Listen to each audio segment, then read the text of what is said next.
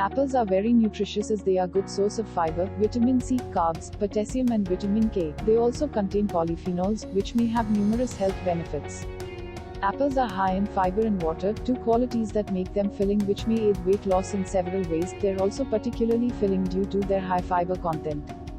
Apples contain antioxidant and anti-inflammatory compounds that may help regulate immune responses and protect against asthma. A large study in more than 68,000 women found that those who ate the most apples had the lowest risk of asthma.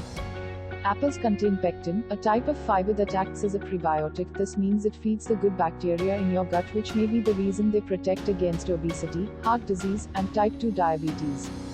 Apples promote heart health in several ways. They're high in soluble fiber, which helps lower cholesterol. They also have polyphenols, which are linked to lower blood pressure and stroke risk.